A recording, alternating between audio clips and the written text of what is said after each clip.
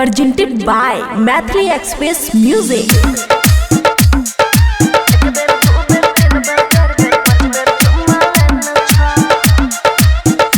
खुशी recording studio Baluaha.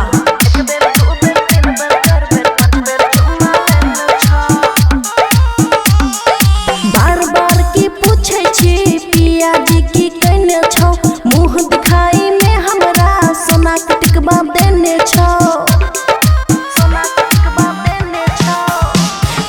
बार बार की पूछे छी पिया जी की कहने छौ, मुँह दिखाई में हमरा सोना के टिकबा देने छौ। एक बेर दो बेर तीन बेर चार बेर पाँच बेर चुम्मा लेना छौ। एक बेर दो बेर तीन बेर चार बेर पाँच बेर चुम्मा लेना छौ, बुझली।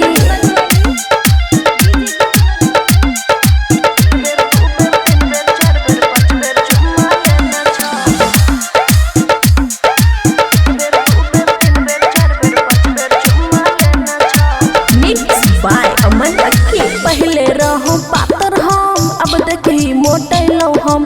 तू ही सोचही कौन खाना ससुरा में खैलो हम। तोरा से की कहियो हम, लाज लगै छौ कहे में। सैया साथे ससुरा में मन लगै छै रहै ने।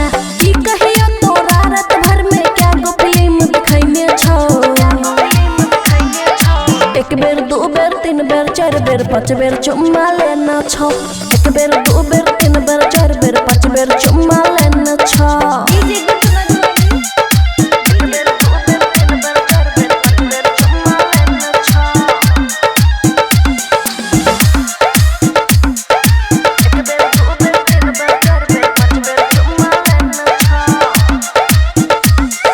सूट से भी ज्यादा साड़ी में हॉट लागै छी।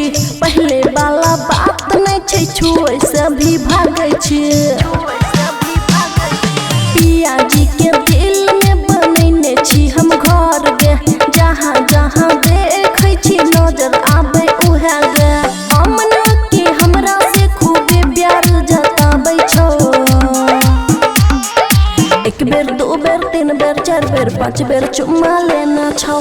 एक बेर दो बेर तीन बेर चार बेर पाँच बेर चुम्मा लेना छौ, बुझली। खुशी रिकॉर्डिंग स्टूडियो बलुआहा।